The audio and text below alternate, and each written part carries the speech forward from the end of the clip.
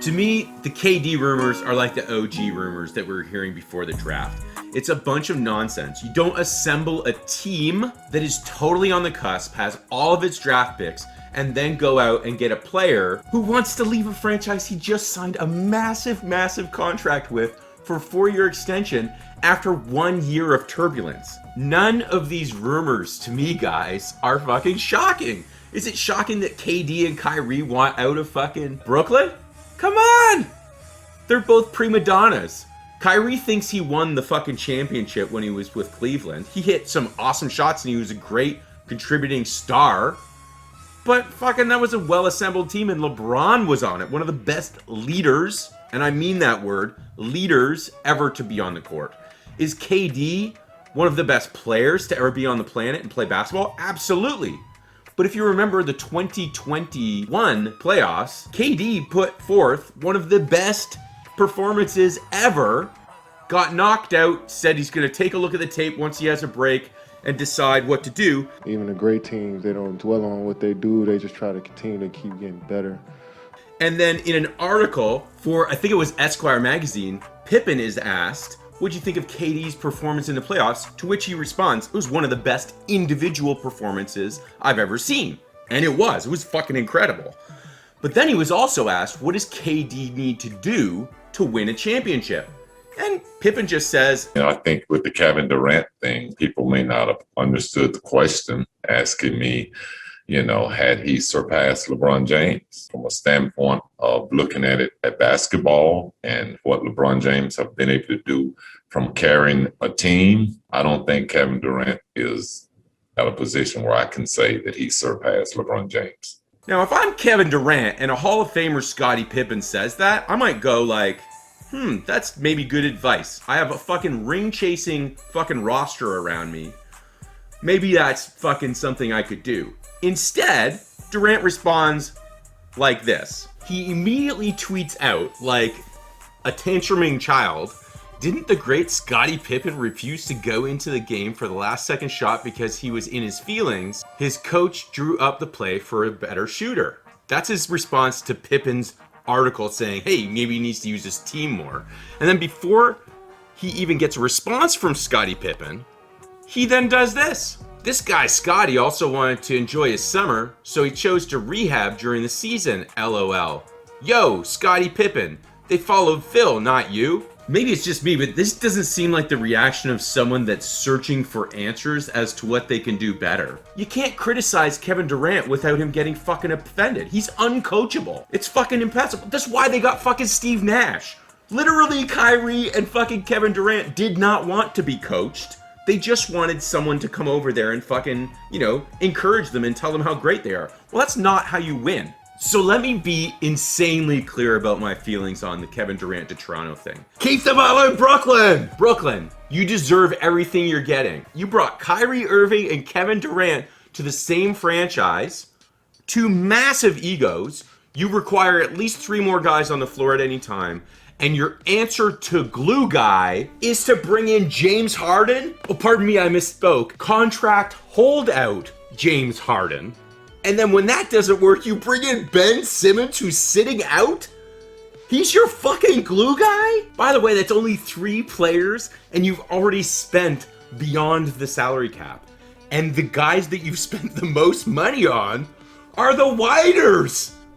I don't hear fucking Blake Griffin crying. Let me be incredibly cliche. There's no I in team. And make no mistake, a team is precisely what we're trying to build in Toronto. Our starters were great last year. Our development was great. But one thing we realized is we didn't have the bench to go deep. We had some injuries in the playoffs. Well, that's just the playoffs.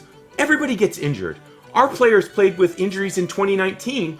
Warriors fans, you want to bitch and moan 3 years later that you would have won if KD was healthy? First of all, you had no business having KD on your team in the first place. Secondly, you managed your money so poorly, you couldn't handle him being gone from your lineup. This is with other legendary players on your team. Steph, Clay, Draymond, and a bunch of ring chasers. You didn't win! You didn't win! Injuries are normal. This is why the Raptors, instead of bitching and moaning, are signing guys like Boucher, Thad Young, and Otto Porter, guys that can step up, next man up, and help us sustain injuries to go deeper into the playoffs. This is how you build not just one championship like the Lakers got in 2020. This is how you build sustained dynasties like the Golden State Warriors. You draft really well, you create culture and identity and team first attitude, which is why Lou Dort got a major extension by OKC, who could have just exercised a team option. But instead, they are building culture in OKC. Sam Presti's smart. Masai Ujiri, smart. So yes, guys, I concede. These are all viable trades. Like Nick Rael's trade of OG, Gary Trent Jr., Cam, and Flynn plus 3 to 4 picks or pick swaps for KD would leave us a starting lineup of Fred, Barnes, KD, Pascal, Precious. Can that win a championship? Hell yeah! I saw on Warich's channel, the Warich report, there's a bunch of combinations that Warich goes over. Probably did a great job. These trades could win us a championship. But I'm not interested in doing what the Lakers did and winning one and then being like obsolete for the next fucking 10 years for our fan base. I'm looking to be like the Warriors. So let me go to a comment that I first encountered on another channel, and it was on this video by Ciro Seo. He does great videos for teams around the league. And I encountered this guy, Sean Tours. And let me just go through the conversation we had because it's relevant. It has to do with what we just talked about. He says, hey, everything's fine until they trade for Durant. And I said, that will never happen. KD just requested a trade from Brooklyn, and the Raptors have the best package compared to other teams to get that. I say, absolutely, I don't disagree. I just wouldn't want him. KD's one of the best basketball talents to ever walk the earth. That said, he's a prima donna and delusional in regards to what it takes to win a Larry for most teams. He's in no shape to lead the charge and rally a team around him to do so. He's just not a leader. Great player, but a potential franchise killer. You need 5 guys on the court at all times, and Toronto doesn't attract ring chasers like the Nets did with Blake Griffin, Aldridge, etc.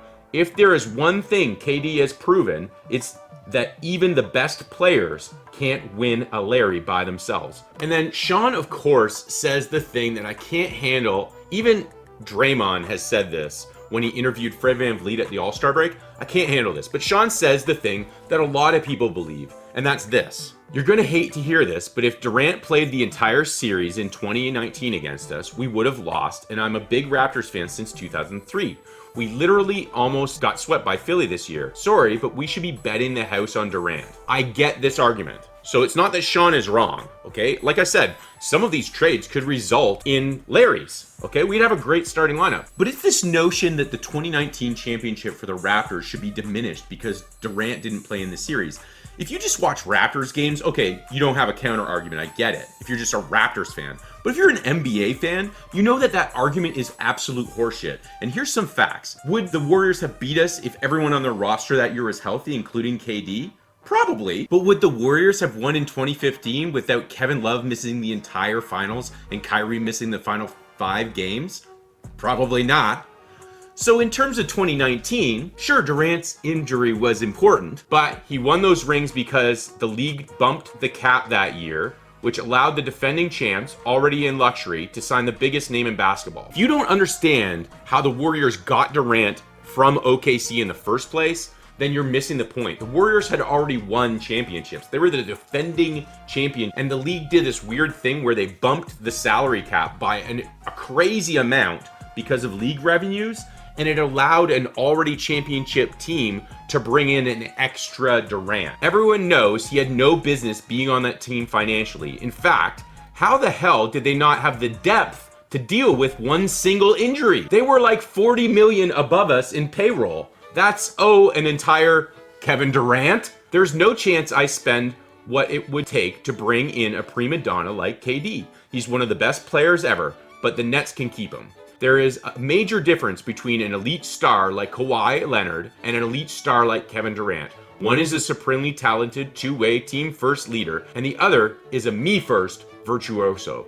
I'll take the team guy. Now, some of you guys are pretty savvy, and you're going to say, hey, this guy that I talk to all the time, Kawhi, he's just like KD. He was holding out in San Antonio. But that situation was very different. And if you're going to tell me that Kawhi is the same type of leader Kevin Durant is, bullshit. He's a quiet leader. He leads by example. He dunks the ball. He gets back on defense. If you show me Kevin Durant doing that on a regular basis, I might change my mind about him. Kawhi helped us win a championship in 2019 because he's a team-first guy. He might have had a disagreement in San Antonio, but he didn't get the bag and then argue to get out of there.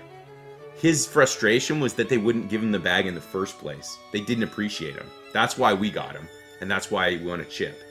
Very different. KD is not Kawhi. Kawhi, you get the last laugh today. Enjoy it, buddy. This is Chef's Kiss approved. Mwah!